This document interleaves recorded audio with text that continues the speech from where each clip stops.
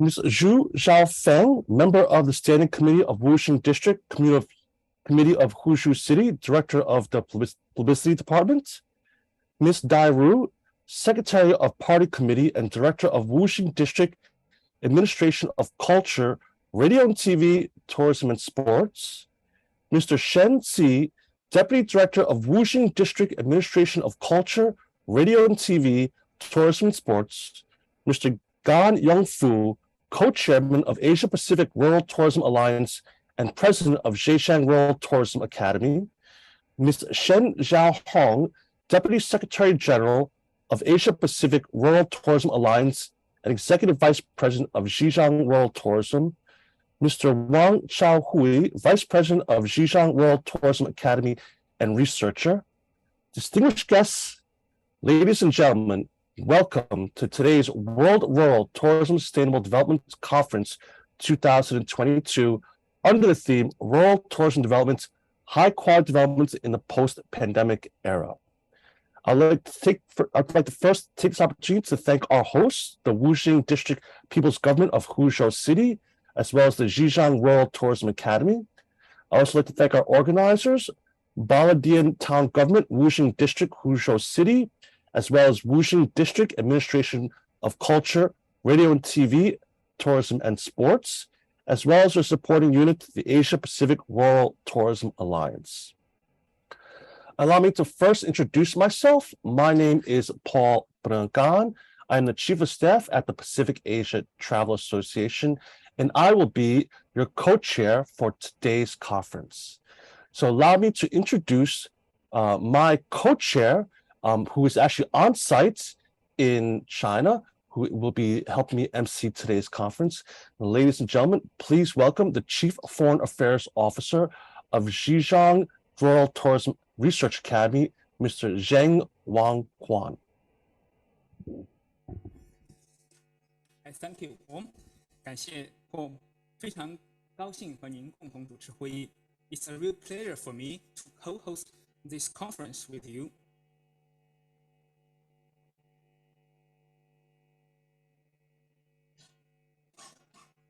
下面，请允许我介绍亚太旅游组织今天在线出席会议的领导和嘉宾。Now, please let me introduce the major officials and guests present online at today's conference. 他们是 They 亚太旅游协会主席、亚太乡村旅游联盟荣誉主席彼得·西蒙先生 ，Mr. Peter Simon, Chair of PATA and Honorary Chairman of Asia Pacific Rural Tourism Alliance.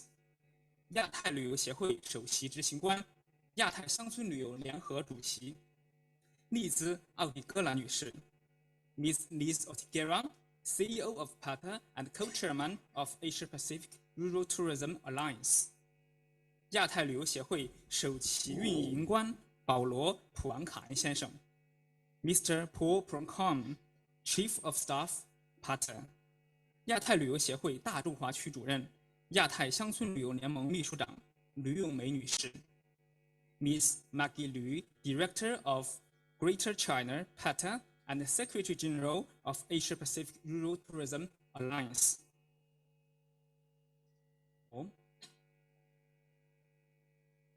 Thank you very much, Mr. Zhang.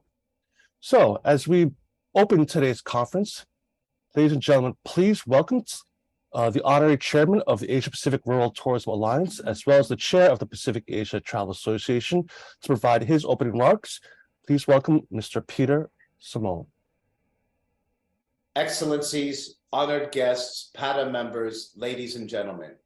On behalf of the Pacific Asia Travel Association, or PATA,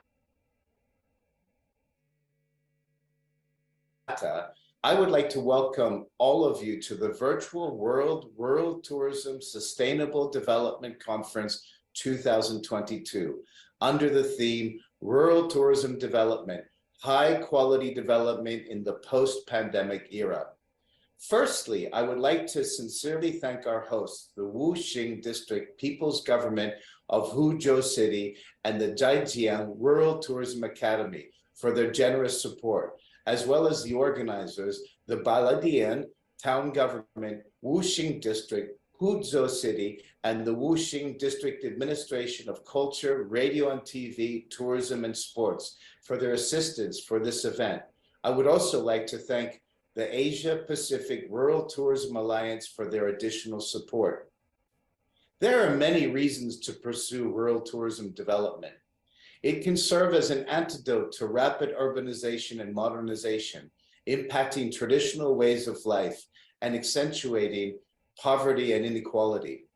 By offering authentic and traditional encounters in peaceful environments, rural tourism can serve as a panacea for the stresses of modern-day living that are causing people unprecedented levels of strain and anxiety, particularly in recent years due to the COVID pandemic.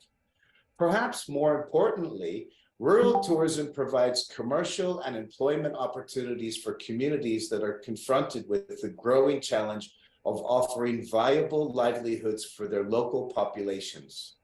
In 2017, on the occasion of the International Year for Sustainable Tourism for Development, I was lead author and an editor-in-chief of a joint PATA UN World Tourism Organization publication titled International Rural Tourism Development, an Asia-Pacific Perspective.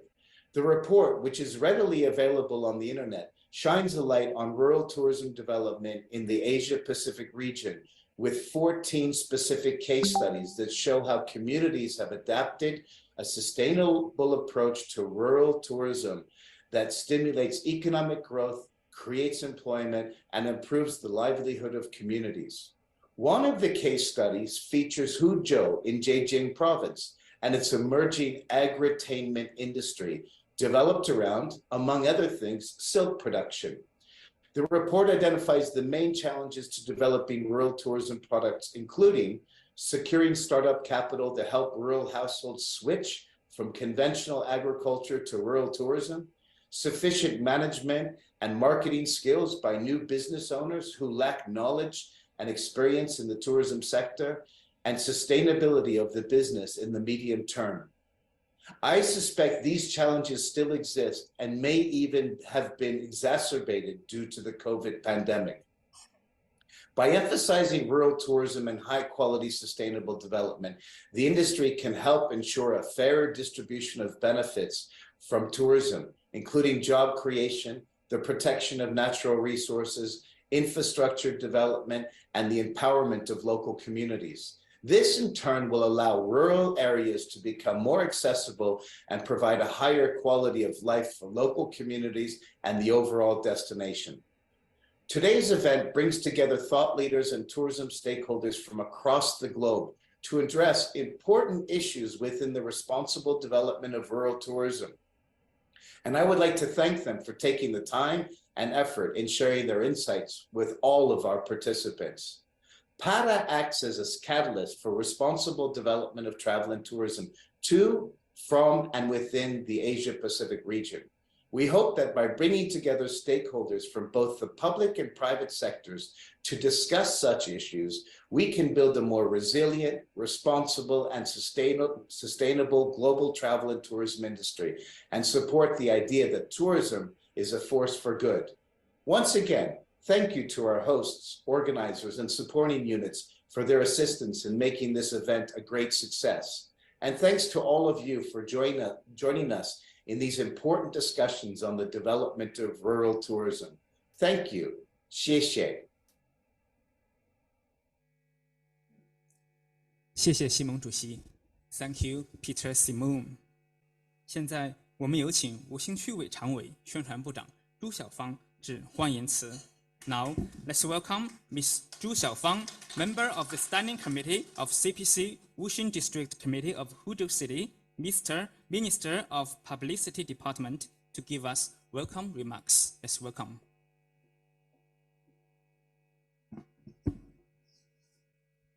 尊敬的彼得西蒙主席、丽兹女士、各位领导、各位来宾、朋友们，大家好！吴中霜雪晚，初冬正佳时，我们在美丽的吴兴欢聚一堂，共同探讨和展望世界乡村旅游可持续发展及后疫情时代乡村旅游业高质量发展的美好愿景。首先，我代表吴兴区委区政府向各位嘉宾表示热烈的欢迎，向一直以来关心和支持吴兴旅游事业发展的各界专家、学者及同仁表示衷心的感谢。乡村是我们共同的家园，是人类文化多样性的重要一环。乡村的发展承载着共同富裕的重任。我国始终将全面推进乡村振兴作为国家发展的重要战略。发展乡村旅游是当前推动乡村可持续发展的重要手段。近年来，乡村旅游市场规模持续扩大，产业链条不断延展，综合带动作用日渐明显，已经成为乡村振兴的全新动能。吴兴区以乡村旅游发展为新引擎，打造宜居宜游新城市，成功获评浙江省全域旅游示范区，入选全国市辖区旅游综合实力100强示范区。妙山村列入了全国乡村旅游的重点村，成功举办了第3届世界乡村旅游大会和2021世界乡村旅游可持续发展的等一系列乡村旅游界的盛会。面对新冠病毒的影响，吴兴区政府表现出了负责任的态度和担当，为文旅企业挺过寒冬，保驾护航。我们出台了区级旅游业发展的“十四五”规划，加快了政策的引导，出台文旅行业纾困10条政策，统筹规划区级旅游发展专项资金，为文旅企业提供低息贷款，争取各级补助，派发文旅消费券等等，撬动了旅游总消费近1亿元，切实帮扶文旅企业企稳复苏。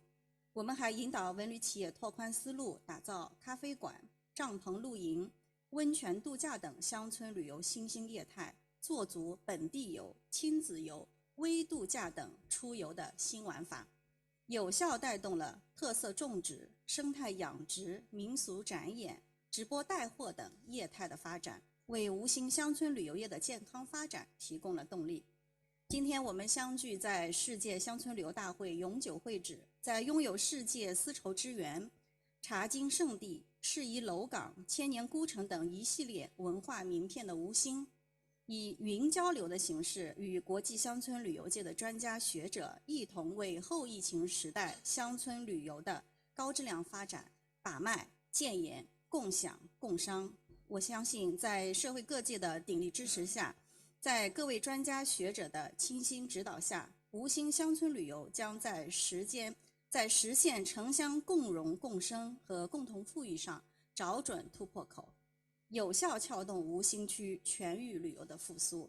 最后，衷心感谢各位领导、专家学者及同仁的莅临，预祝本次活动取得圆满成功，祝各位身体健康，工作顺利，阖家幸福。谢谢。Thank you.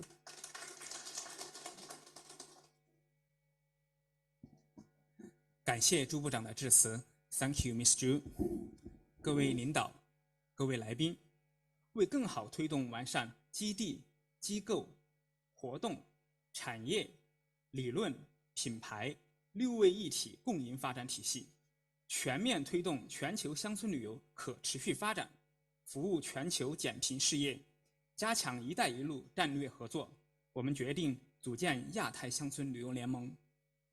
Dear distinguished guests, ladies and gentlemen, in order to better promote and improve the 6-in-1 win-win development system of base, institutions, activities, industries, theories, and brands, to comprehensively promote the sustainable development of global rural tourism, to serve the cause of global poverty reduction, and to strengthen the Belt and Road strategic cooperation.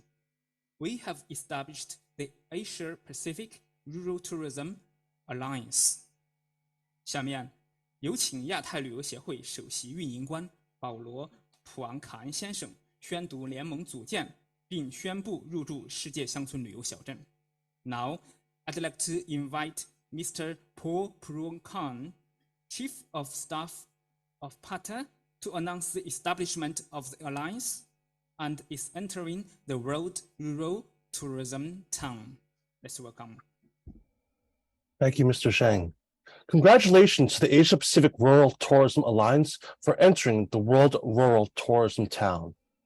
I would like to sincerely thank the Wuxing District People's Government, Zhejiang Rural Tourism Academy, Baladian Town Government, and Wuxing District Administration of Culture, Radio and TV, Tourism Supports for their great support. PADA sincerely hopes to maintain a long-lasting cooperation and close relationship with Huzhou based on this joint alliance. Thank you. 谢谢保罗 ，Thank you, Paul。下面举行亚太乡村旅游联盟入驻世界乡村旅游小镇揭牌仪式，有请吴兴区委常委、宣传部长朱晓芳女士和亚太乡村旅游联盟主席、浙江乡村旅游研究院院长甘永福先生共同揭牌。Now we will hold the ceremony of Asia Pacific Rural Tourism Alliance entering World Rural Tourism Town. Please welcome Ms. Zhu Xiaofang, member of the Standing Committee of CPC Wuxing District Committee of Huzhou City, Minister of the Publicity Department, and Mr. Gan Yongfu, co-chairman of the Asia Pacific Rural Tourism Alliance, Dean of Zhejiang Rural Tourism Academy. They will jointly unveil the plaque.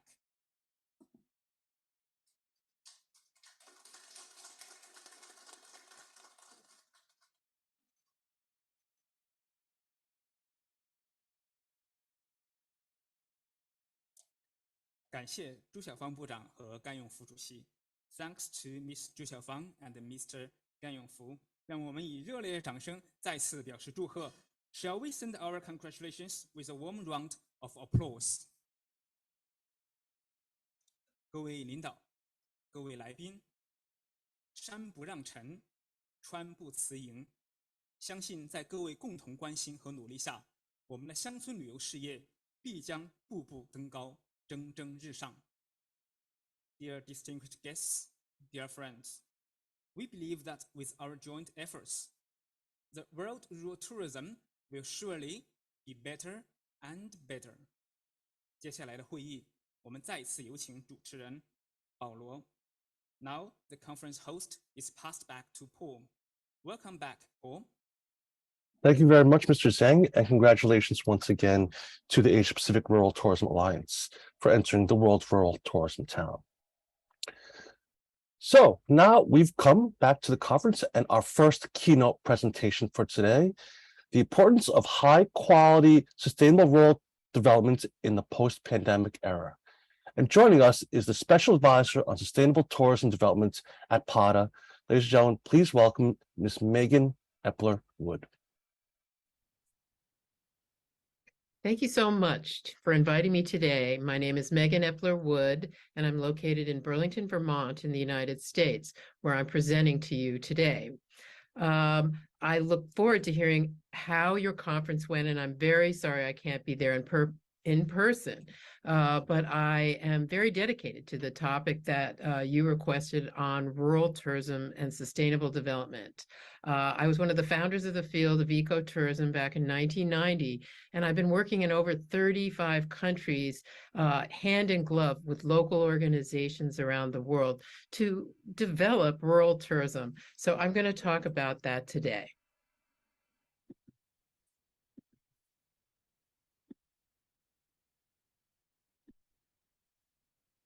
So we of course are in a very important time now where conservation of our landscapes and our biodiversity together with the management of our climate is going to really, I believe, dictate many of the things that the next generation will think about when it comes to, for example, talking about rural development.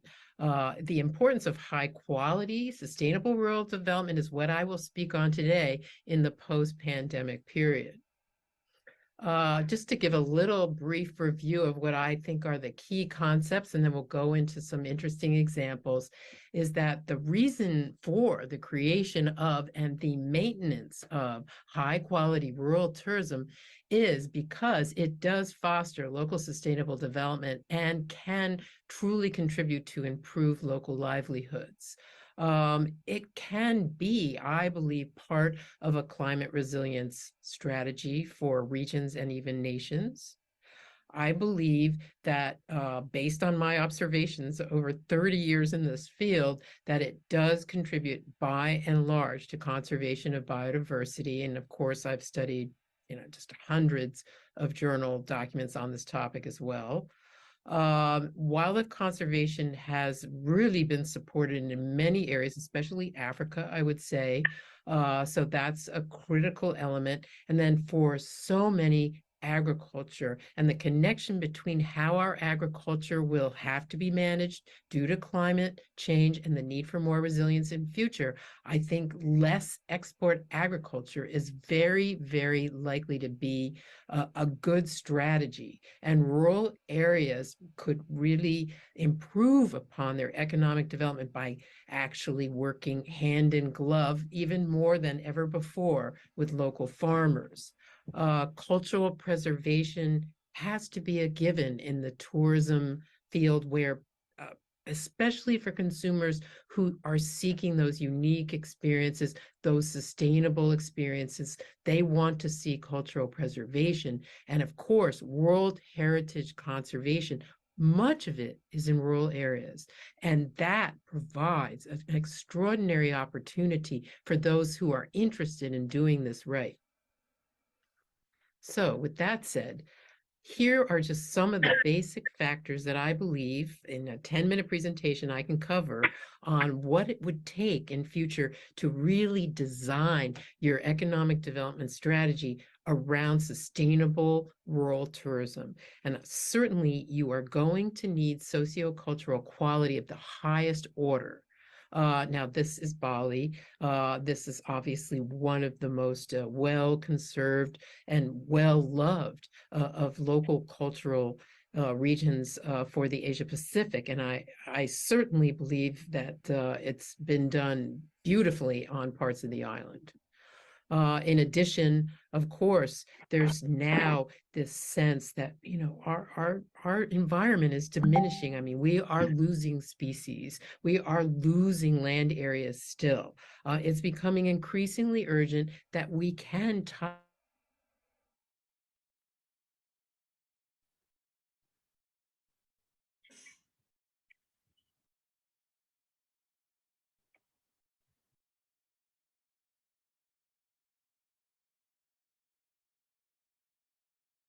I believe could be a whole conference, because the whole idea of building regional tourism and sustainable tourism in rural areas should include sustainable agriculture, not agritourism per se, but sustainable agriculture. Okay, and then the biodiverse havens for humanity at large are really at stake here, and tourism absolutely has something to do with it. I just returned from Rwanda, and these are my photos. And honestly, I just had always dreamed of seeing the mountain gorillas, but now I have, and I can tell you that I did my homework, and I'm going to be working there. And I can really assure you that the conservation of these mountain gorillas is going extremely well, and it's almost entirely because of sustainable rural tourism. So, think about that. And then on the left, this is Colombia. It is an area where I did my Fulbright, which is a grant when you're a graduate student, has one of the most important biodiversity havens on Earth. Are they designing around this? You bet they are. The government is really very serious about maintaining these biodiversity havens as part of their tourism strategy. So, of course, wildlife sanctuaries, tourism and rural tourism has been deeply, connected with rural tourism. This is the Galapagos Islands. It has had some problems with over-tourism, and I've done several projects there. But I can tell you that overall, the wildlife conservation strategy is working. It's extremely good, and there's a good, obviously a very high-end, high-quality, well-managed aspect to this park. It's run by the Darwin Foundation together with the Ecuadorian government. Very important research going on there at all times. So clearly, this is one of the greatest examples of a wildlife sanctuary that's very much tied to tourism. And then I can only say that World Heritage Monuments are an extremely important part of rural tourism development strategies in the future. There's no way that they should be left to the market forces. Sorry for those that may disagree, but overall, they're too valuable. The competition of the fittest doesn't work when it's world, heritage. And my course, which I'll mention, discusses how to handle these monuments as part of often rural development strategies. And then in India, just a great example in Kerala of the forest-based agriculture, the black pepper agriculture that was transpiring there, environmentally well managed from my observation, working closely with, as you can see, the Forest Service here, looking at what would be, a large biodiverse area with ecotourism. That's tiger claw marks on that tree there, and, healthy looking game as well. So this is tied, of course, as you all know, in Kerala to a long-standing eco-nature tourism strategy that has its flaws, but has been a success in many ways. So with that said, I can't say enough about tying rural tourism development to local well-being and sustainable development. I think it's very important. And a global halt on nature loss has now been understood to be absolutely needed. We have to contribute to actually rewilding areas in addition to conserving these very, very biodiverse areas on the planet that we have. And we can do it. That's the thing. So I myself have been deeply involved in this. I was one of the authors for the first book ever on eco lodges at an eco lodge conference that I helped design back in 1995. And this book has really led to many pioneers, many of whom some of you may know, who have developed these very ecologically oriented lodges in high biodiversity areas, and it has really offered sustainable development to local indigenous people. Local indigenous people, for example, on the right in this picture, own this area now and manage it themselves. So what are we trying to achieve here in a big picture? We've got a big United Nations Biodiversity Conference coming up. It will be critical. They are going to set out the new strategic vision and global roadmap for conservation protection for the next, 10 years, I think, and restoration and sustainable management of biodiversity, which includes tourism, will be part of that strategy. So just to say a few words about markets and where they're going from a destination perspective, especially rural destinations now. What I'm seeing is that markets of the future will require more protection of natural and cultural assets at the local level. And to just, put taglines around that, I believe nature should be protected, farms local, and visitors regional. These two areas you see here, both in Central and South America, Machu Picchu and Ometepe, which is a volcanic island, they are fighting to do this, actually. I've been involved in projects in both places. And in both places, we implemented local farms in particular. And we also implemented local ownership of local restaurants, including indigenous ownership. So building out those supply chains and creating this farm to table economy within these regions has been valuable, and the conservation is continuing in these regions. The economic development system required. Now, this is the subject of my latest research. You may have heard of my report, The Invisible Burden, Destinations at Risk, The Invisible Burden. That report came out in 2019, and it changed the way people think about what we need to do to recompense these areas to be sure that they're properly managed. As simple as that. They're very valuable.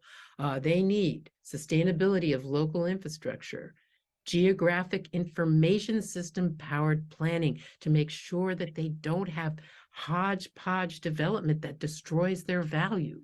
We are saying at Cornell now, through my program there at STAMP, that we do need destination management units that will mean a revision of governance in your regions everywhere in the world, and then some form of demand management in order to prevent over-tourism. So those are what we're now saying, and also building inclusive supply chains will be essential to the process here, and also to the benefit of indigenous people again, or rural people. That on the left here, you have the Kuna Indians or the Kuna who are living in the coast of islands, that they actually is their territory and they own these facilities there. And then you see on the right, Mayan potter working near a major Mayan monument. These are incredibly important ways of building local SMEs and helping them move ahead through supply chains that are larger than just their region.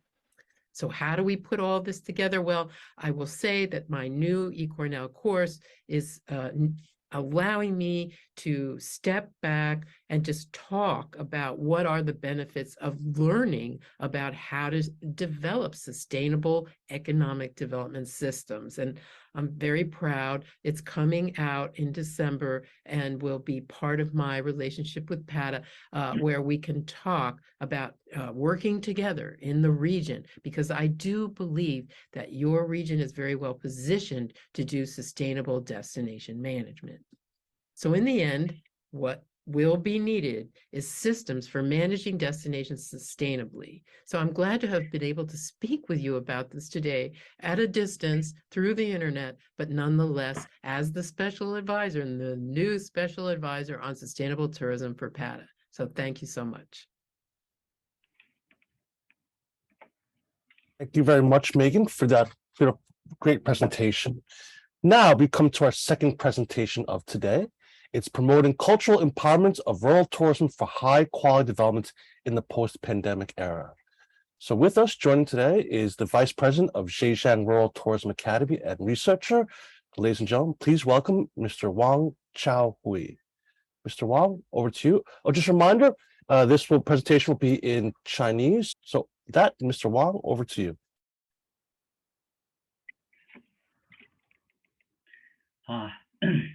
各位领导、各位专家、各位乡村旅游的同仁，大家下午好！感谢组委会的邀请给了我这样一个和大家学习交流的机会。我今天组织发言的题目是以文化赋能乡村，促进乡村旅游高质量发展。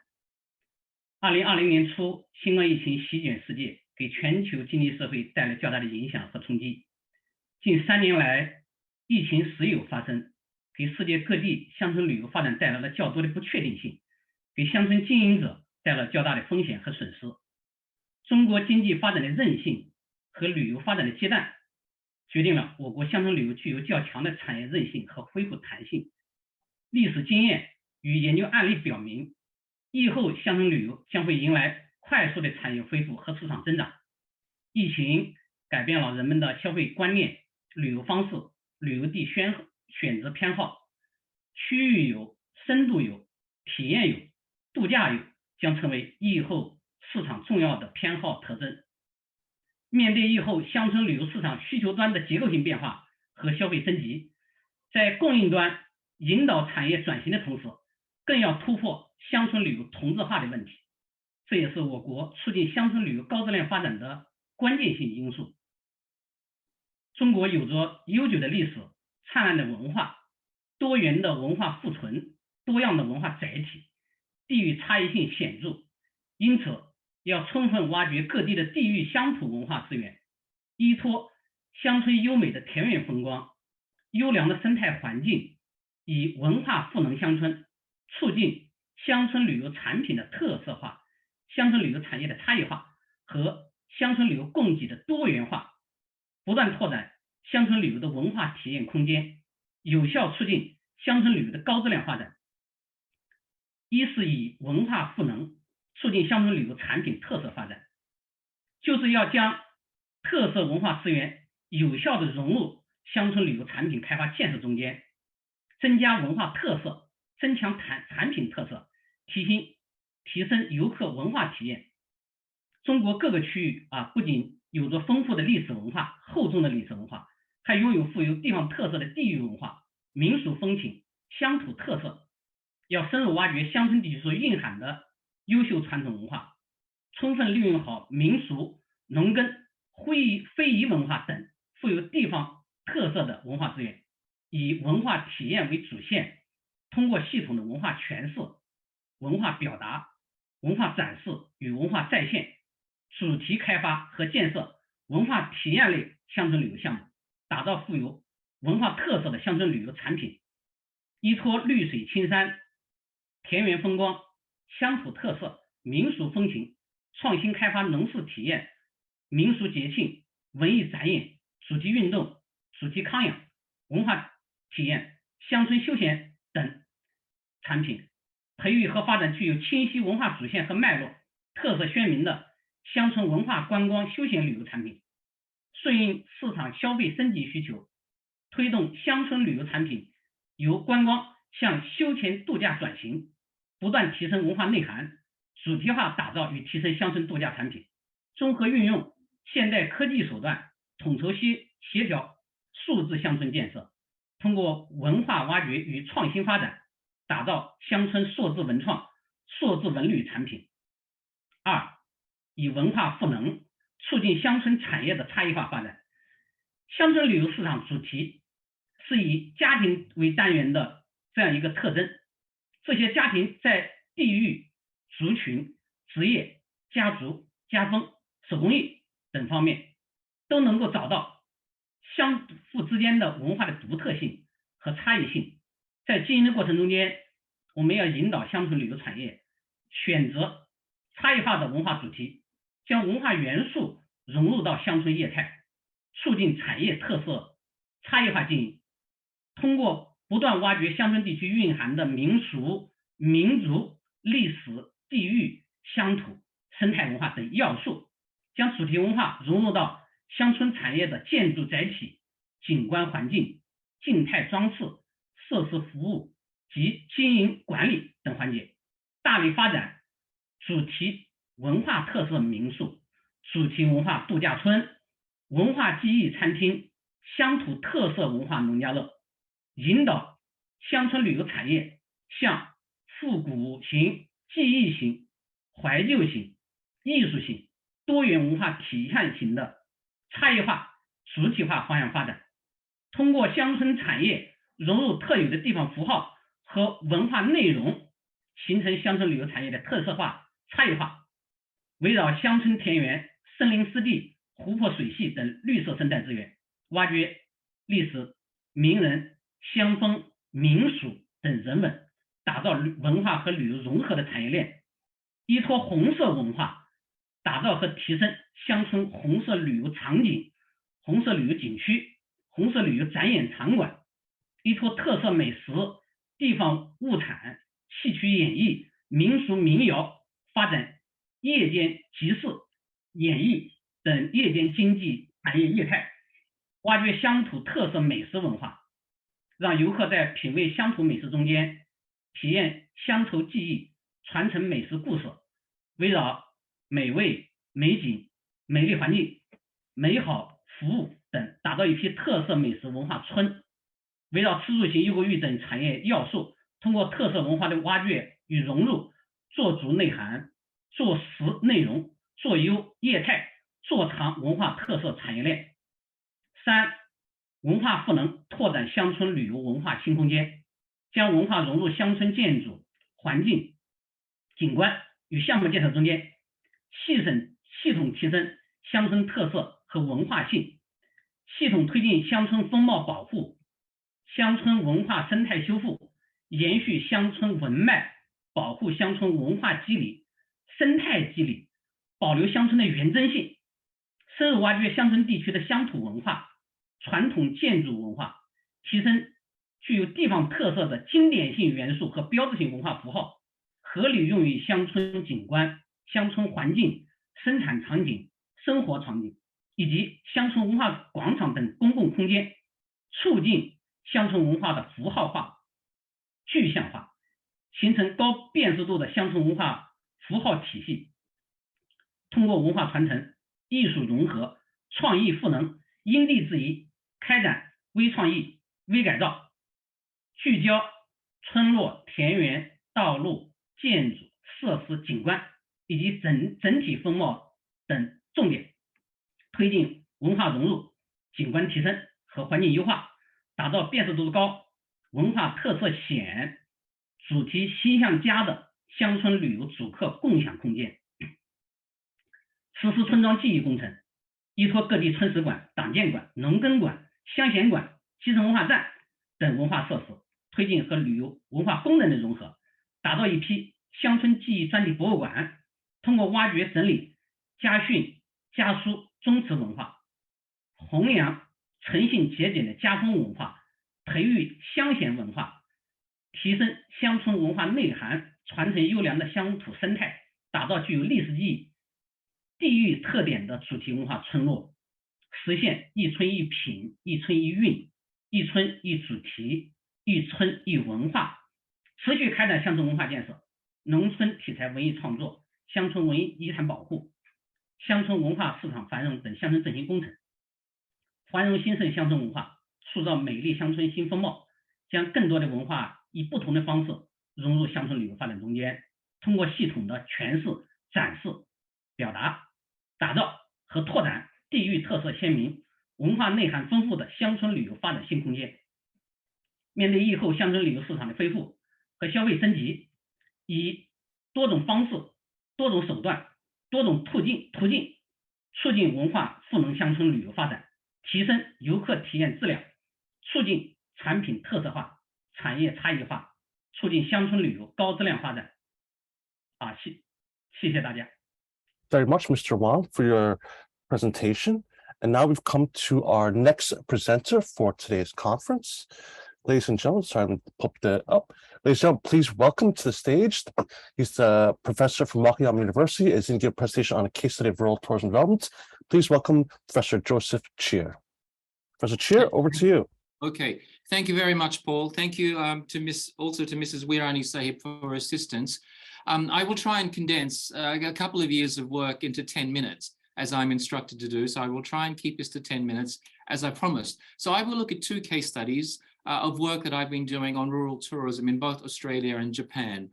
So to all of the distinguished colleagues and participants across the Asia Pacific and elsewhere, good afternoon to you all from Southwestern Japan. Thanks also to PARTA for the invitation to speak. As a PARTA board member, I'm very privileged to be a part of this very important organization. By way of introduction, my name is Joseph Cheer. As Paul said, I'm based at the Center for Tourism Research here in Wakayama University, Japan. I also have adjunct professorships at Auckland University of Technology in New Zealand and UCSI University in Malaysia. Importantly, I'm one of the co-editors of the journal Tourism Geographies, one of the leading journals in tourism research, and rural tourism is something that we discuss quite heavily in the journal. I also work across a number of research groups, the American Association of Geographers, the International Geography Union, and Critical Tourism Studies Asia Pacific, as a way of trying to introduce myself. So these are some of my books that I published in recent time, and the emphasis on a lot of this is sustainable, resilient, regenerative tourism that we are looking to develop in rural areas as well. So without further ado, let me get straight into my presentation. My presentation is based in three parts. I will look at this idea of rural tourism and the status quo as far as I can see in both Australia and Japan. And I will also make some remarks regarding the two case studies and then some concluding remarks. So within the 10 minutes that I have, I will base my presentation on these three parts.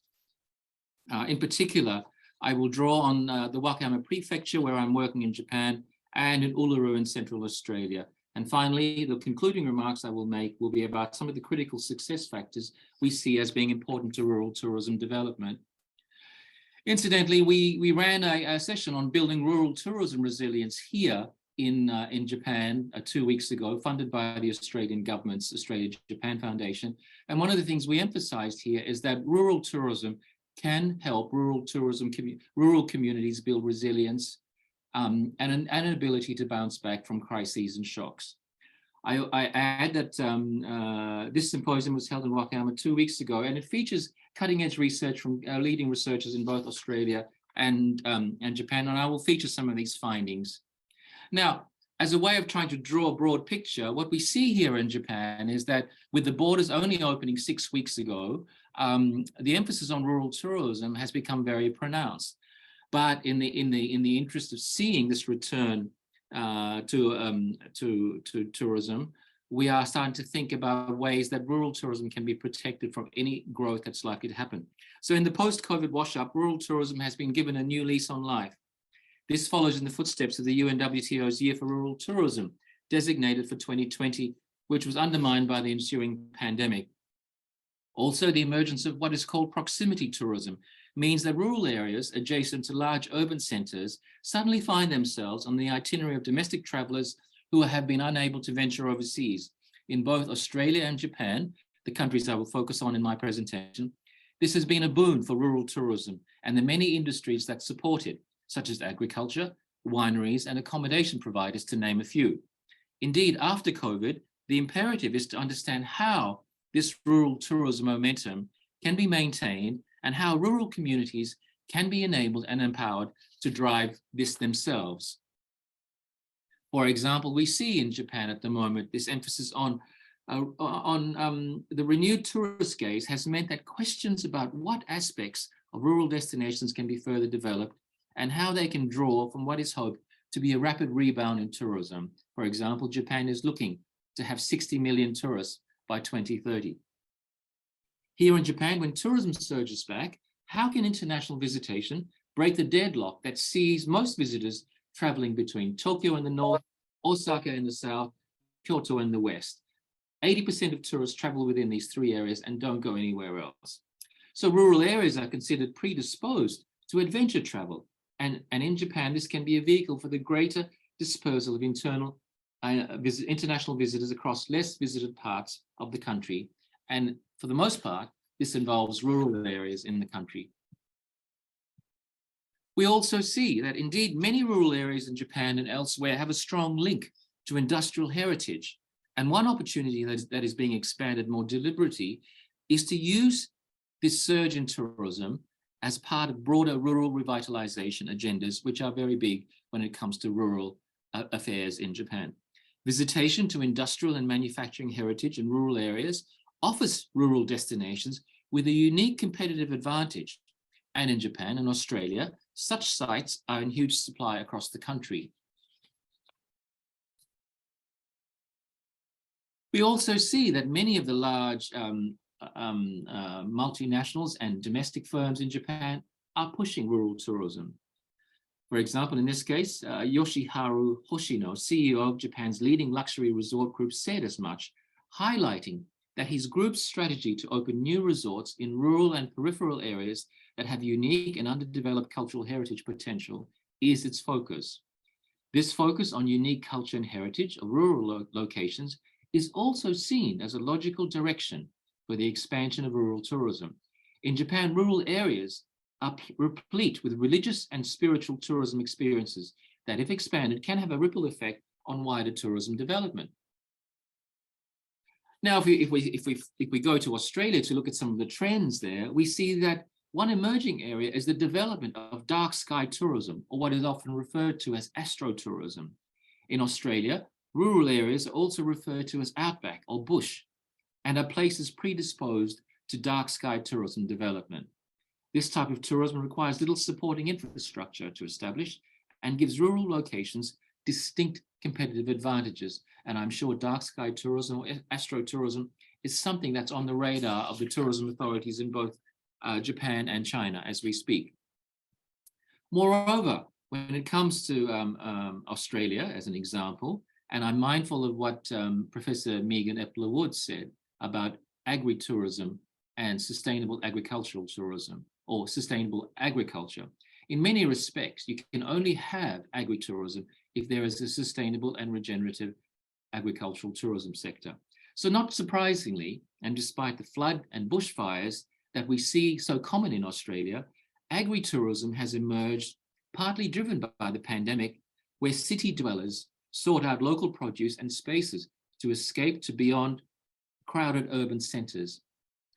Many of these places have since recorded unprecedented visitation and unprecedented farm gate sales, a silver lining from the pandemic, as it were, showing that not all of the tourism sector was hampered as a result of the pandemic. Indeed, in rural Australia, tourism operators and rural governments are asking themselves, how else can we develop rural tourism? So in addition to agritourism, moves to develop more vibrant rural events industry has seen a surge. The rural locale is predisposed to things like wedding tourism, as well as more wider events that draw on local culture and heritage. And as you can see in this case study, weddings tourism, weddings and related events are seen as a key way to drive rural tourism in Australia. With that broad overview of the emerging trends in both Australia and Japan, I now move to the two case studies to round off this presentation. Uluru in Central Australia, most people will know this iconic image. It's one of the most famous iconic images when it comes to Australia. Formerly known as Ayers Rock, it is possibly Australia's most internationally recognized icon. The imperative for rural tourism here is to understand how the traditional owners might use tourism more effectively to advance employment and enterprise opportunities. Despite decades of tourism here, whole of life outcomes for traditional owners of this area remains woeful. So it raises the question, how can rural tourism have a more beneficial outcome on the people who live in these places? As most of you would probably know, in 2019, there was a ban on climbing the rock at Uluru. Now, climbing the rock was seen as one of the things that you had to do when you went to Central Australia. But because of the wishes of the traditional owners, they had decided to stop climbing the rock. Now, this has had significant consequences for rural tourism in the area. So it raises the question, how can rural tourism reinvent itself when it makes dramatic changes like this? In an article we wrote, we asked the question as to how we can empower traditional owners to utilize tourism for more productive social and economic outcomes. This is the challenge for rural tourism across the globe. How can we position rural tourism so that rural communities can become more empowered in social and economic terms as a result of this industry? Now, this research we are doing is still ongoing, but it emphasizes how very often rural tourism encounters many, many barriers to its ongoing development. Now we'll come back to Japan and look at the Wakayama Prefecture to showcase some of the work we're doing here. Now, when we think of what the Wakayama Prefecture, this Japan case offers a rather different set of underlying conditions to that we see in Australia. And this point has to be made. Rural tourism doesn't have a one-size-fits-all approach. In different parts of the same country, in different parts of the world, what applies in one rural situation may not apply in another. So in the Japan case, there are several issues that resonate when it comes to discussing rural tourism, because when we discuss rural tourism, we need to understand the wider rural context. And here in Japan, the wider rural context sees an aging population, a decline in rural industries, whether it be farming or advanced manufacturing, ongoing and rapid youth urbanization. In other words, young people are moving to the cities rather than stay in rural centers. And there's a declining birth rate. So putting all of this together gives you a good understanding of the challenges that rural Japan faces. So when it comes to rural tourism, just how tourism can help mitigate the impacts of all of those forces I mentioned earlier remains a pressing issue. In rural areas, cultural and natural heritage remains key drivers of rural tourism development. As we can see on my slide, Koyasan, one of the most religious and iconic destinations in Japan, as well as Wakayama Castle. This picture characterizes many destinations in Japan, cultural heritage and natural heritage, together to create rural tourism experiences. Also, when it comes to rural tourism in the Wakayama Prefecture, it's no surprise that agritourism is seen as an option. Agritourism development has hastened in the shadow of the pandemic and is a competitive advantage that many rural areas have, and it's no exception here in the Wakayama Prefecture. So how do we use this unique attribute to build visitation to the area? In Wakayama, there are some specific fruits and vegetables that are grown here, as well as a very productive seafood industry. We also see what is known as contents industry happening in Wakayama. For example, contents tourism is another competitive advantage where anime tourism, as an example, is used to attract visitors to local areas that appear in anime productions. And of course, anime is not just something that's popular in Japan. Anime is something that's popular across Asia and across the rest of the world as well. So how does a rural community or a rural destination use contents tourism to build its tourism capacity? Another thing is, in addition to anime tourism, scenic landscapes and how rural communities and rural destinations use scenic landscapes to their advantage to help leverage what I call brag-worthy tourist experiences, a part of a bigger, wider digital strategy. Because we know that tourists will share their photos in Instagram or in China in other platforms like Weibo or something else, an equivalent for Chinese travelers. And in Japan, likewise. So how can rural areas leverage and utilize scenic landscapes, which they usually have in abundance, for rural tourism development? We also see the emergence of geotourism in rural areas. What we mean by geotourism is the use of geological landforms to help entice and stimulate visitation. Here we see in Japan an example, or in Wakayama Prefecture, an example of geotourism. Geotourism developments exploit and develop unique cultural and heritage landscapes is a viable opportunity, not only for rural Wakayama, but for many, many other rural locales, especially in China. In my experience traveling around rural China, geotourism presents a perfect opportunity for expansion of rural tourism in these areas. So with those examples of both Japan and Australia, and in Uluru, Central Australia, and Wakayama Prefecture in southwestern Japan, I want to paint the picture of what opportunities are being developed in both Australia and Japan. But most importantly, in my concluding remarks, I pose these 7 points. And these are points that have emerged as key issues when it comes to development of rural tourism. Number one, rural tourism development should align with overall and wider rural revitalization concerns. Number two, it should maintain optimal destination access. If people can't get to a rural destination, then it makes it difficult to expand tourism. Rural tourism must enable digital connectivity. As I've just said, tourists like to share their photos. Tourists like to get information. Without digital connectivity in rural locations, tourism becomes constrained. Also, rural areas must address the looming labor shortages. COVID has meant that lots of rural areas have lost their people to urban centers. How do you develop a sustainable rural tourism industry if you don't have the labor to support that? Enabling new product development, drawing from opportunities that are within a rural location is important, like geotourism, like agritourism, like anime tourism, as I've mentioned earlier. Number 6, rural tourism and rural destinations must maintain and exploit the unique sense of place. A rural destination shouldn't want to be like somewhere else. It needs to focus on what makes it unique and maintain its unique sense of place. And the last thing is that rural tourism must rely on the encouragement of entrepreneurial activity, because without entrepreneurs, it becomes very difficult to stimulate rural tourism activity and the supply side of tourism. So with that, I thank you for your attention. Over to you, Paul. Thank you very much, Professor Chier, for that excellent presentation. And thank you so much for taking time out of your busy schedule to joining us here today. So with that, we've come to our next session, which is a video of the World Rural Tourism Town. So with that, I will pass this over to my colleagues on site. If you can play the video.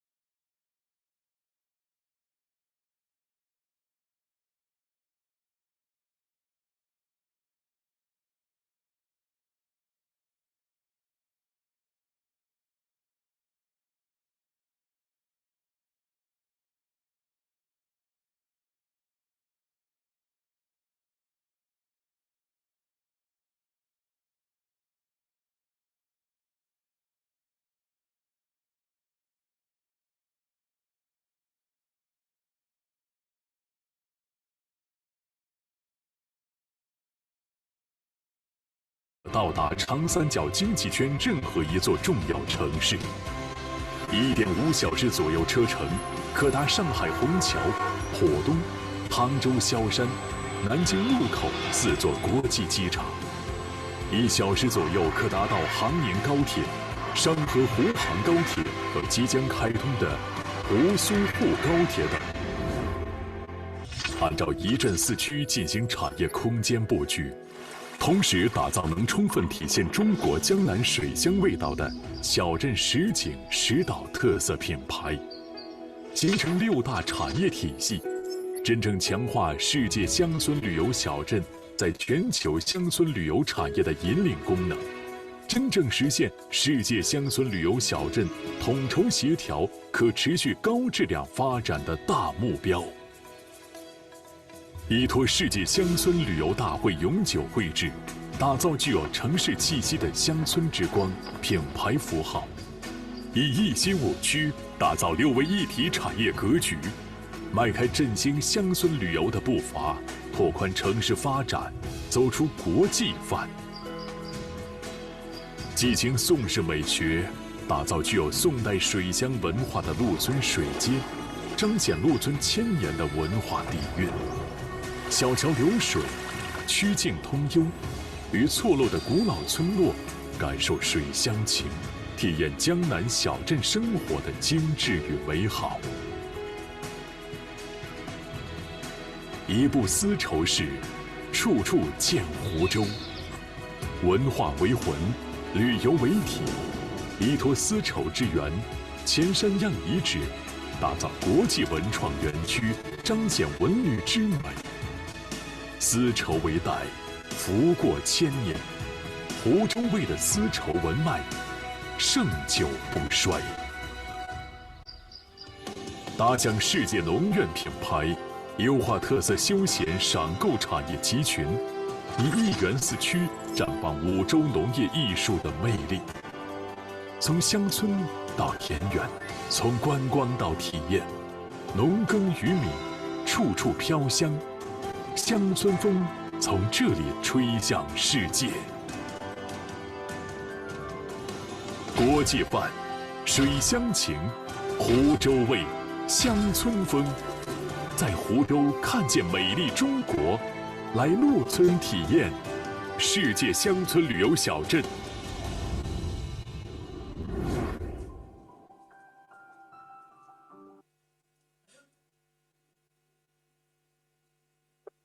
I hope you all enjoyed that video. And we've come to our final panel discussion for today. It's the rural tourism development, high quality development in the post-pandemic era. So with us, we have 3 experts. First, we have from the Secretary of Party Committee and Director of Wuxing District, Administration of Culture, Radio and TV, Tourism, Sports, Ms. Dai Ru. As well as the regional manager for China, Hong Kong, Indonesia, Japan, Malaysia, Thailand, Singapore, and educational travel at Discover, Ms. Eileen Yi, and the CEO and founder at Y-Steps, Mr. Matteo Berschneider. And moderating today's panel is Sustainability and Social Responsibility Program Head at PADA, Mr. Pavnesh Kumar. So I'd like to welcome all of our panelists and our moderator to our final panel discussion. So if you guys can please turn on your cameras and come on mute. And with that, I will pass this over to you, Pavnesh, for today's panel discussion. Thank you so much, Paul. Thank you to all the panelists who are joining us today on this forum. So we will start with the first question, that is to Ms. Dai. So following the recent developments with the permanent site of World Rural Tourism Congress located in Wuxing, Wuxing district has become more prominent as a highland for the development of rural tourism. In the context of the post-pandemic era, how can Wuxing district better develop the rural tourism industry, enhance the rural tourism consumer economy, and attract more tourists to Wuxing? Attached to this is a small bit of question as well, that is, and how do you have, and do you have any experiences and practices to share with us in these areas. Over to you.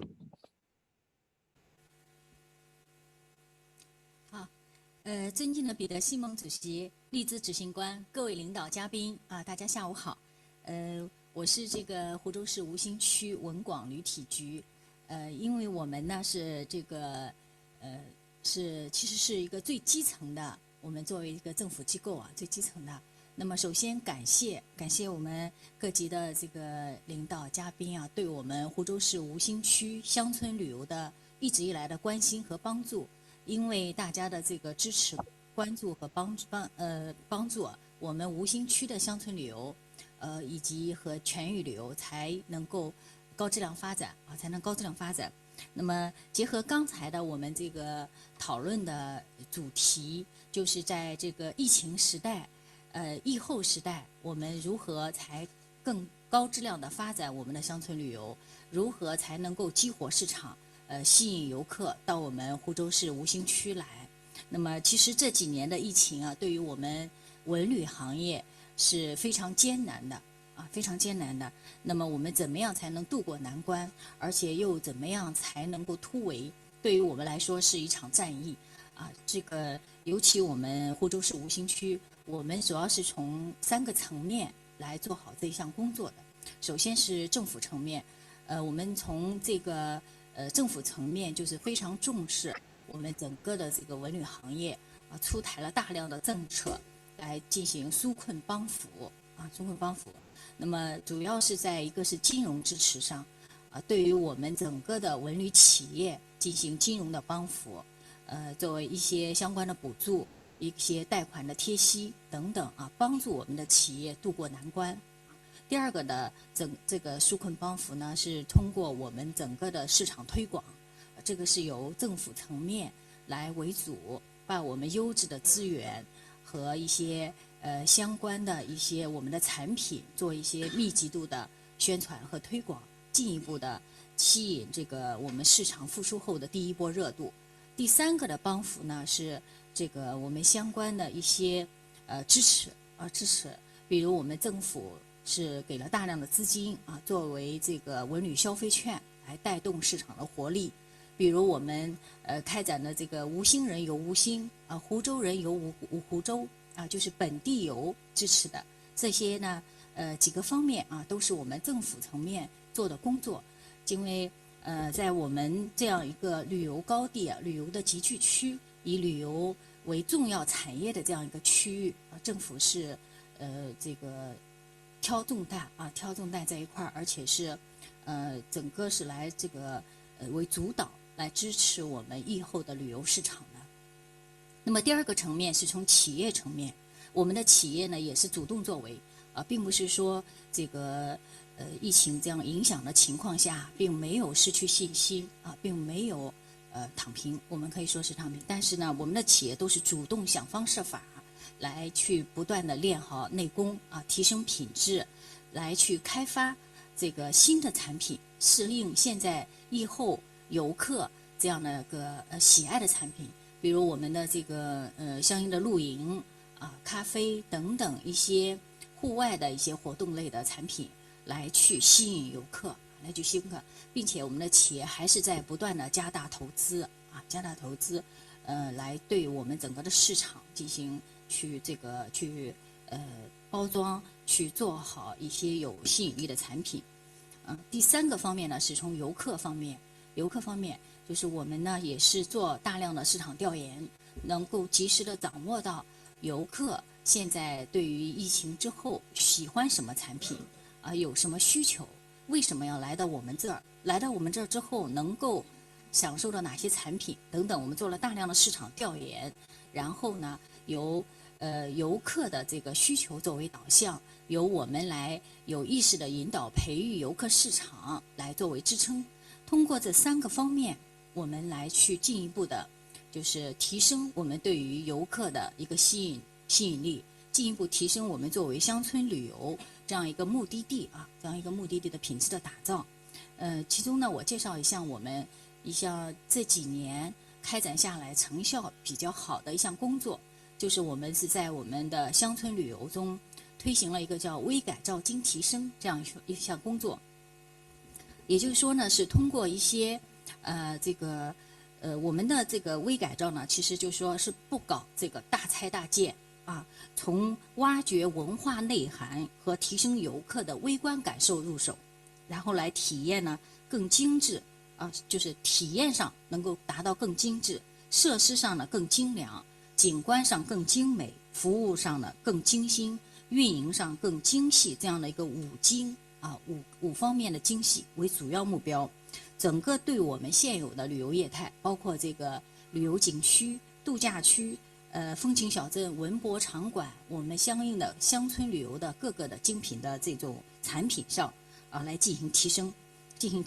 所以这一块呢，就叫做微改造和精提升。这个工作呢，我们是从去年开始的。一方面呢，是因为不是这个特别大的这种市场的投资、市场的这个建设行为，受到了我们现有的这个企业的旅游企业的业主的这个支持和推广和这个整个的其实一个市场的认可度非常高啊，所以呢，我们推广了这样2年以来，成效非常好，能够在现在这样的疫情的形势下啊，还是能够这个吸引到非常多的游客到我们湖州市、到我们吴兴区来。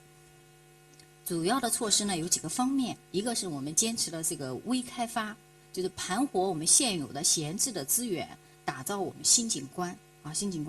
比如说我们将一些农民的旧宅、一些闲弃的工厂啊、一些等等啊，比如说原来的一些这个像我们一个非常有名的一个这个咖啡店啊，原来只是一个废弃的一个就是水厂啊，我们把它进行一些就是文化的挖掘，一些场景的布置，就能够打造成一个非常受游客欢迎的网红的打卡的一个咖啡店啊，也有了接待了很多的游客和收入。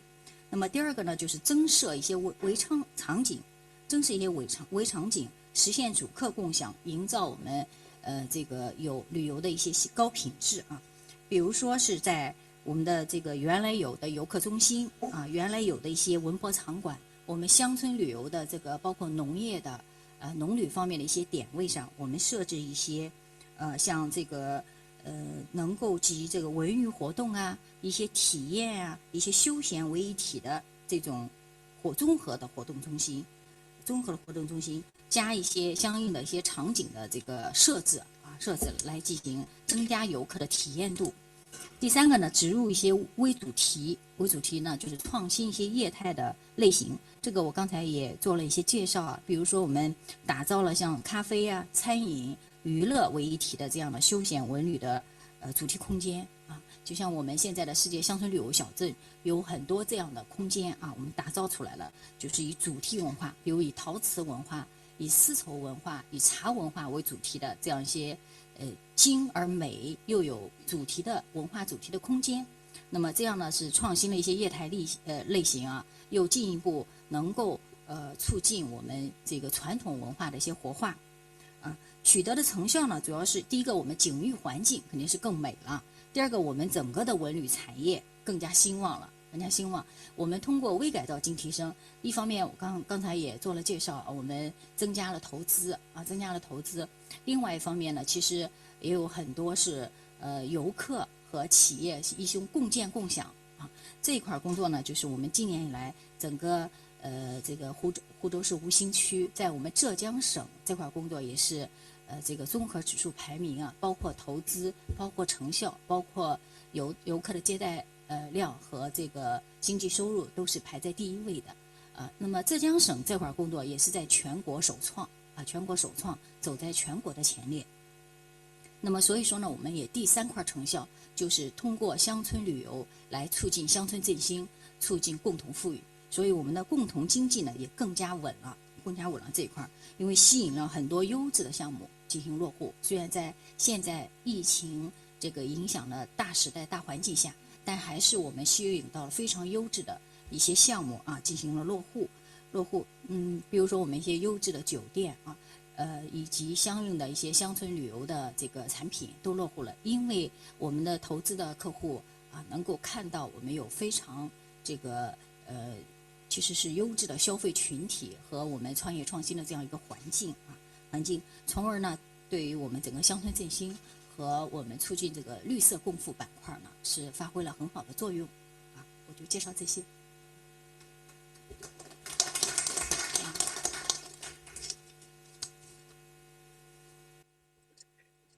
Thank you, Ms. Dai, for sharing that detailed response and a wonderful insight to the strategy. Thank you so much. Now, moving on to our next panelist, Eileen. So, hope you're ready for your first question. So, given your extensive background and work that you have been doing, we would like to ask you, how has rural tourism shaped and paved the way for job creation in non-mainstream tourist destinations? Okay, thank you, Pavnesh. Hi, everyone. 各位观众下午好。Okay, so maybe a bit of a brief introduction about Discover. So Discover is actually a DMC, which is a destination management company, and we deliver ground services and experiences to travelers. But sustainability and responsible tourism is actually in our blood, as we started 25 years ago as a company who wants to improve livelihood of the local people through tourism.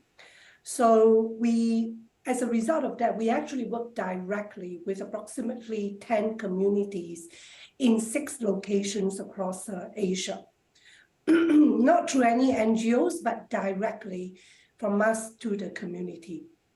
So in Discover, in that sense, we are able to facilitate the coming together with 3 parties: the travelers, our travelers, the community, and our company.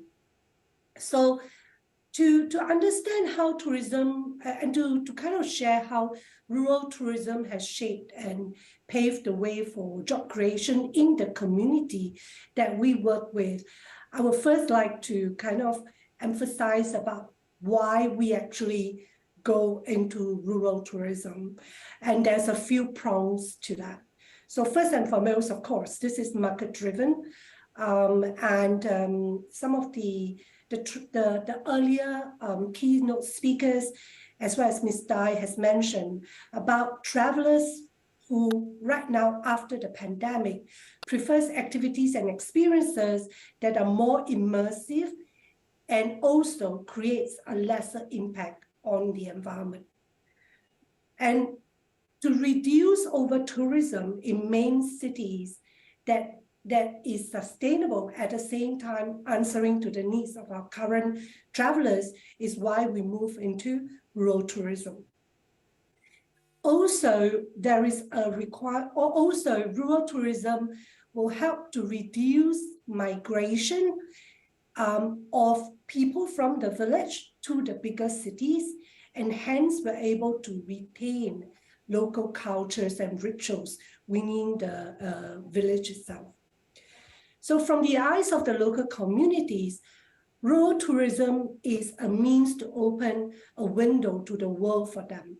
So staying in a village, 4 hours away from Hanoi, right now when we have travelers coming in from Australia, from US, from China, this allows them to learn about Australia, about the other countries, beyond Vietnam.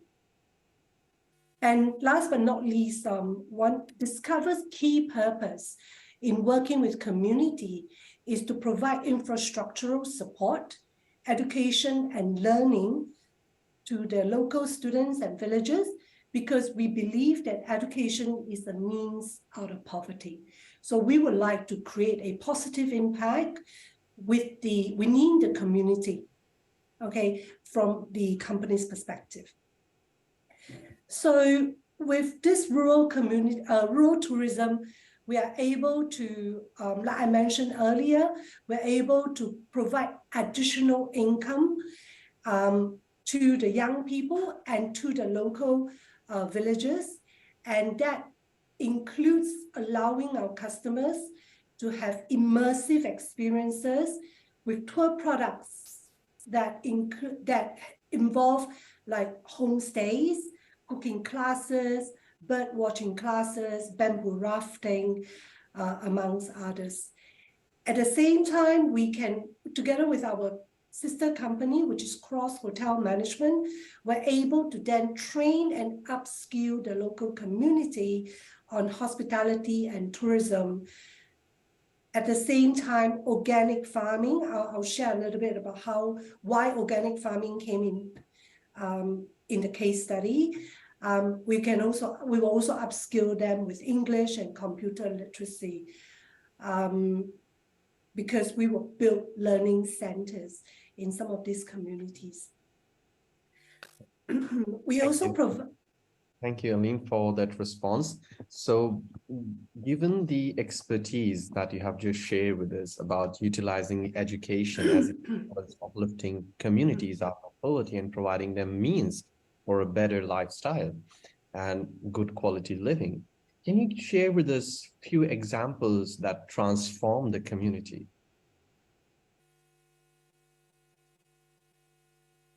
So I mentioned a little earlier that we were talking about organic farming. So particularly during the pandemic, with one of our community in Bali, which is called Manggis. Now, the bulk of these villages, 80% of them work in Bali downtown, Bali as in tourism and hospitality. So when the pandemic hit, basically the tourism is removed, they have no means of livelihood.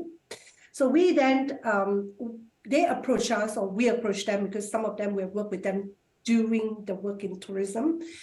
And we decided to start organic farming, and we basically teach them about organic farming, what that means. And we, through raising funds, we help them to come with that first seed funding for them to proceed with that. And we also help them to distribute the rice to the hotels, to our sister hotels, and to the hotel partners that we work with, Farm to Table initiative. So that's one. And also within Manggis, as a result of that, we have recently built a tented camp. That the whole purpose of that is to provide employment to the local community, because they have been trained, working in hospitality and F&B in other parts of Bali. When they come back to their community, with this particular tented campsite, we are able to provide them with employment. And at the same time, upskilling some of those villages as well to work in this tented camp. And all the produce that is, the food produced is grown locally. Okay, so that's one example. Other examples are like in Mai Châu, for example, in the northern part of Hanoi, we introduce activities like cooking classes, homestays. And when our clients travel to these communities, they get to experience something immersive. Wow, that's really great examples there, because I see the strategy is not to find one formula that fits all, but to actually assess what are their strengths, what are their weaknesses, and what kind of strategy will work in a particular region, in a particular community. So kudos to the good work. Now, when we talk about community, we cannot forget the half, our better halves. So how would you suggest, or I would like to know your opinion about this, is, in rural tourism, can we utilize rural tourism as a driver for women empowerment?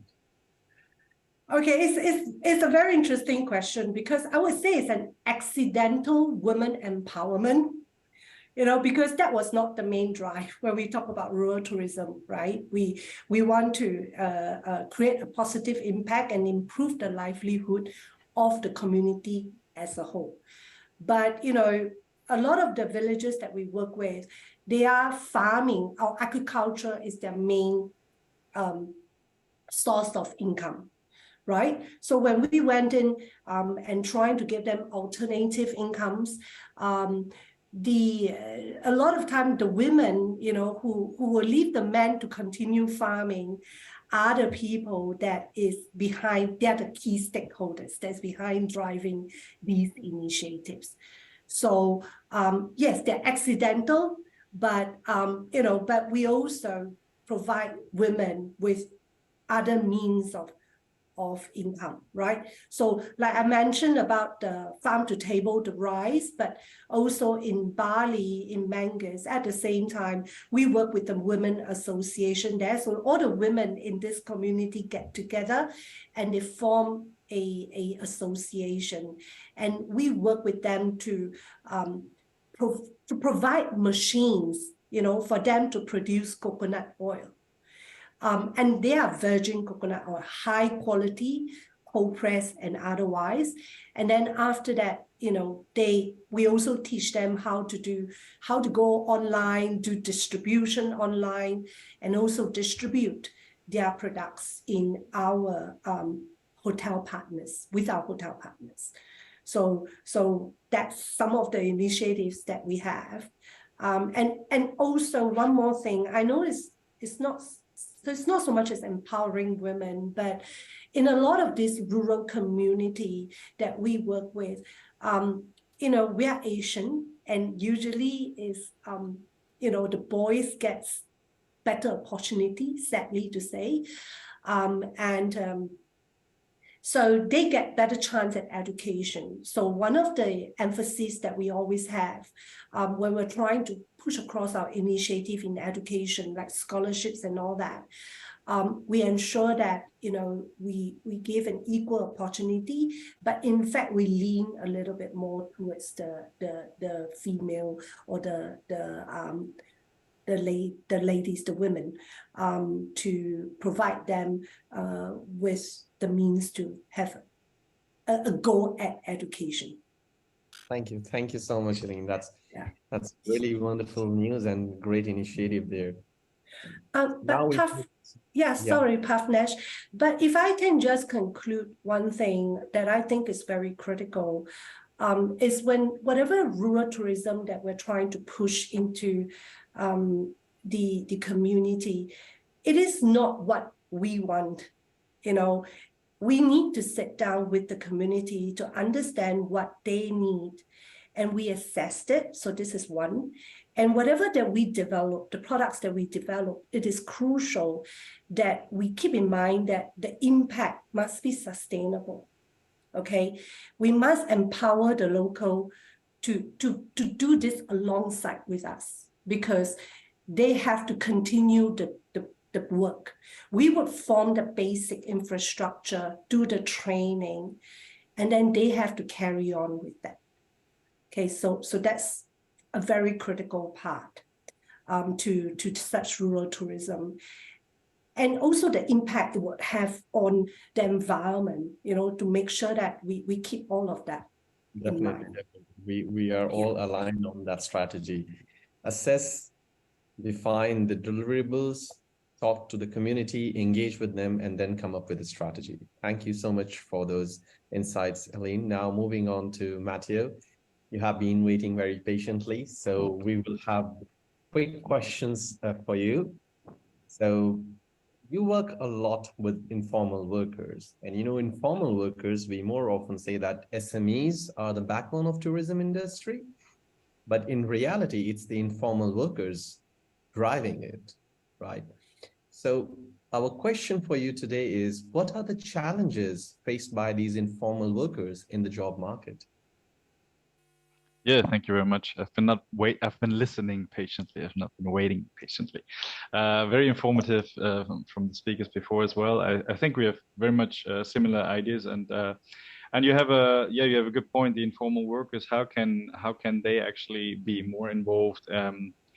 Actually, pre-pandemic, that wasn't much of an issue, to be honest, because in developed areas that have a lot of tourism, they would earn comparably good money compared to other sectors, even though if you consider like, you know, social security, tax payment, etc. But they would earn partly well considering their education. But when we move further into rural areas, and especially pre-pandemic or during the pandemic and post-pandemic right now, they are incredibly vulnerable because there's no backup whatsoever. So what I see currently as a lot of challenges is that they've learned to do something, and they're involved in tourism, some of them all their lives, and all of a sudden they're forced to mitigate the risk or to sort of like pivot into another sector. That's, well, sort of they're pressurized to do that, and that requires either upskilling, new learning, you know, new connections, new ecosystems. And some of them they did that and they achieved it. Some of them they simply went back to their villages and started farming again without expertise, without any know-how.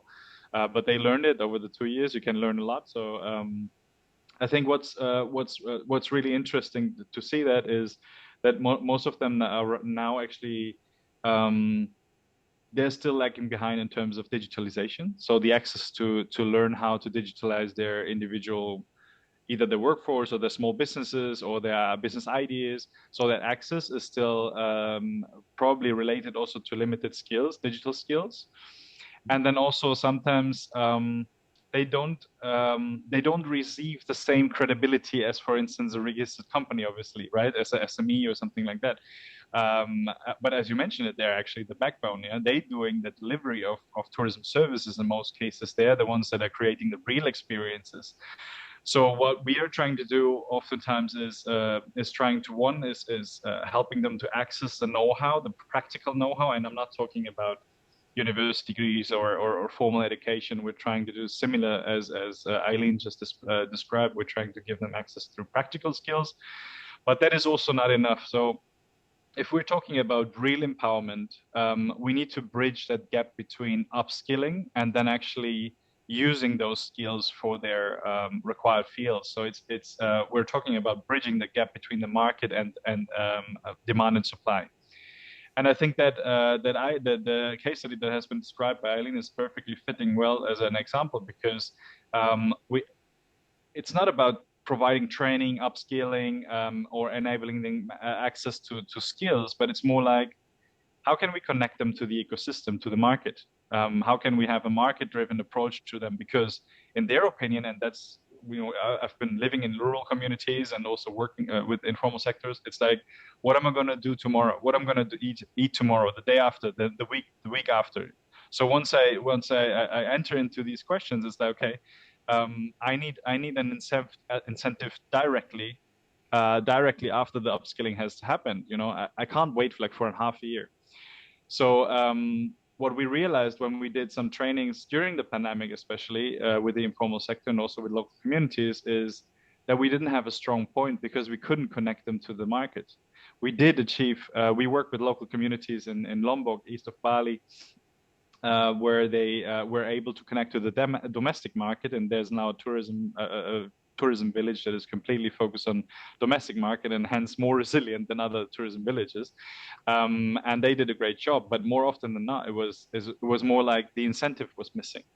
So that market-driven approach that we're also trying to do through employment and entrepreneurship in Lombok right now is to connect them immediately with the market. So we invested in a local tourism company and also connected it with local hotels, so that when we do the upskilling, that we immediately also provide opportunities for actually really make a salary in that respective field. So I think that that is oftentimes underestimated, because we do a lot of trainings in Indonesia, either it's government driven or it's private sector driven, but oftentimes we miss that gap in the end between, yeah, now what I'm going to do, what I'm going to do with the new skills. Yeah, where can I go to earn money with that? Yeah, and I think that's the kind of gap that we have to look at creatively to bridge it. Definitely agree on that aspect, Matthew. So we are running out of time, but I still have 2 questions for you. So we are going to do a bit of rapid fire style. So for the first question, you have 2 minutes to answer. So your question is, you spoke about digital skills, you spoke about practical training, bridging the gap. So could you list just a few skills that are required for these informal workers just to keep pace with this post-pandemic tourism, because it's evolving? Okay, I would see immediately, and that depends also on the area we're talking about, but immediately the three that I see is one would be the digital skills that are related to payments, marketing, offering their products, offering their services. That's like access to these platforms that they can have through direct access, not through intermediaries. And the other one would be, it's still a big issue, and we have had that like related to health, safety, and security. So the products that we've seen after the pandemic have been dropped significantly in quality, and we've realized that a lot of people, actually a lot of our travelers also really had some issues with stomach. So I think hygiene is still a big issue, because the access to these authentic, for instance, food experiences is oftentimes restricted by hygiene and standards that we can't deliver on a rural area or in a remote area, which is a pity, because those are the most tasty experiences usually. And the third one is general knowledge about tourism needs. Actually, I feel like oftentimes we're driven by something that we've read somewhere, or they heard something from their neighbors or something, but they're not really informed about the actual needs of the new traveler. I call it the new traveler post-pandemic. What are the basic needs they need? What are the demand they have in terms of experiences, minimum standards? Yeah. Perfect. Thanks, Matthew. So for the last question, you will have only 60 seconds to answer. Good for the previous response. Great job. So the last question is, do you see rural tourism as a force for community empowerment? Yes, totally. But we have to be very, very careful with it, because what happens, especially in Indonesia, I've seen that it's a top-down development that is oftentimes dedicated to building tourism village, and a village that has been farming for the last 200 years now becomes a tourism village. We're talking identities, yeah. And if there's 1-2% of this village working in tourism, I think it doesn't justify to call them tourism village or rural. I mean, it does offer a very good additional, and that's what the keyword is, additional source of income. But we have to be careful not to push out, and it has been said before, but it has to be an element that we don't push out other sectors, rather than diversifying their economic sectors and growing together, like organic farming. Because the trust in tourism is certainly diminished, yeah? So we have a reduced trust in tourism as a force for good, and people are still like sort of not sure whether this is a good solution. So it needs to be sort of a diversified solution, where based on place-based, based on the local assets, and that starts, for instance, with farming, and then we sort of upgrade to experiences that are embedded with the lifestyle of local rural areas, instead of imposed from outside. I know that was a bit more than 60 seconds, but that's my version. Perfect. Thank you so much. So for the key takeaway from our session, we can say that for any region who is willing to explore or working towards developing rural tourism, they need to read the context first. They need to understand what are the weaknesses. They need to do a SWOT analysis. Definitely for the region, what they want to do. Go deep dive into the requirements, into the needs. Don't impose that this is what you need. Let them come to you, engage with them, and then try to find out a solution. And diversification is a wonderful way to offer more, but don't kill off what already exists. Right? Exactly. Yeah. To summarize that quickly, because we say that as you summarize it very nicely, yeah. But what stands behind is a bit more a structural issue than we think it is, I think. Because think about proposals we're writing. Think about projects we are designing that we get funding for, then we engage with local tourism. I mean, seldomly you can define the TOR after like 3 months, 4 months, 6 months of sitting down with the community, right? But actually you would need to do that, right? It's a challenge, yeah. So it needs to be a bit of a structural change as well. So how can we actually understand the needs of local communities without being part of them? You know what I mean? Yeah. So true that. bit food for thought. Thank you so much. You have been wonderful panelists for today. Thank you so much again for your time, and over to you, Paul. Well, thank you very much, Pavnesh. Fantastic job as well as always, Pavnesh, and really great conversation. It was a very, very interesting that from hearing from all our panelists. So thank you so much for taking the time and effort out of your busy schedules to be with us here today. So with that, I'll say goodbye to our panelists and Pavnesh. And again, thank you so much. Really great. It's interesting to hear your thoughts about today's subject in rural tourism developments. Okay, so as we get to, sorry, let me just share my screen here. So as we come now towards the end of our conference, we'll have closing remarks by the CEO of PATA, Ms. Liz Ortiguera.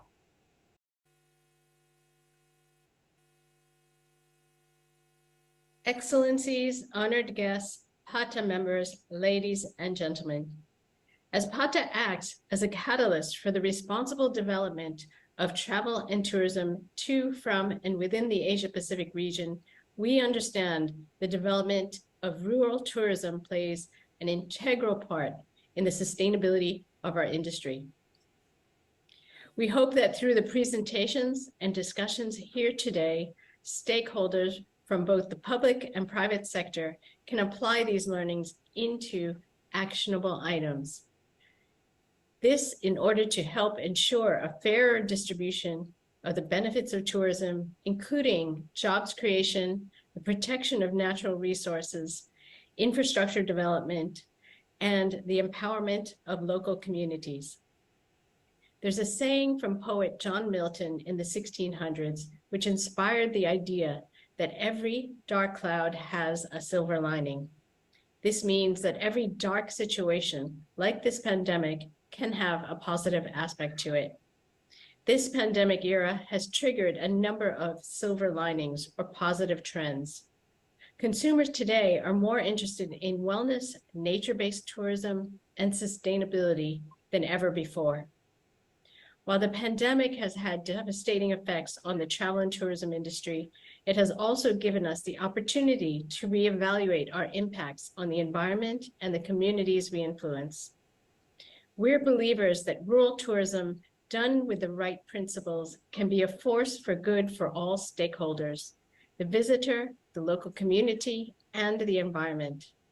As we begin recovery, we must stay committed to building a future where tourism remains a positive tool in fueling sustainable development and economic growth. We as PATA advocate for the best practices that can help make this happen. It will take a coordinated approach from both the public and private sector to achieve these goals. And we hope that through events and discussions like today, we can support our members and industry colleagues to build a more resilient, responsible, and sustainable global travel and tourism industry.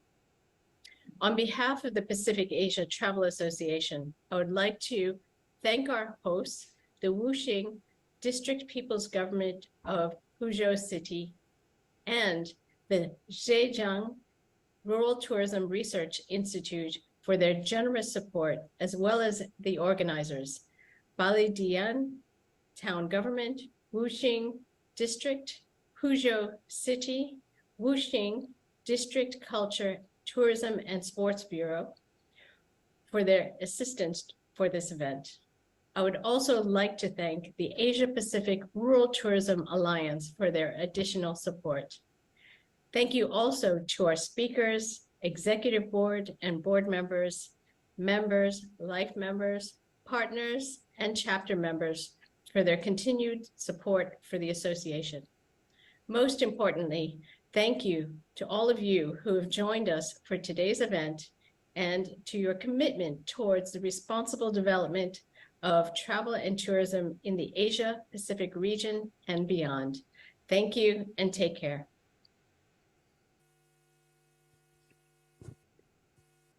Well, thank you very much, Liz, for your closing remarks. So I'd like this opportunity to actually just check in with my co-chair for today's events. Mr. Zhang, over to you. Okay, thank you, Paul. 各位领导、各位来宾，2022年世界乡村旅游可持续发展论坛到此结束。谢谢各位领导和嘉宾，祝各位身体健康、阖家幸福。我们来年见。Ladies and gentlemen, this is the end of 2022 World Rural Tourism Sustainable Development Conference. I'd like to extend my thanks to all of you again. Wish you good health and a happy family. See you next year. Thank you very much, Mr. Zhang. And I wish you good health and hope to see you next year in person. Once again, I would like to thank our hosts, the organizers, and of course, our supporting units. I would like to thank all of our speakers for taking time and effort out of their day to be with us here today. As always, I'd like to thank our members, our executive board, our board members, our partners, our life members, our chapter members for the continued support of the association. Without that, none of this would be possible. And as Liz said, last and certainly not least, I'd like to thank all of you for joining us for today's event. Any questions you might have, feel free to contact us at events@pod.org. If you'd like to find out more about POD, feel free to visit our websites.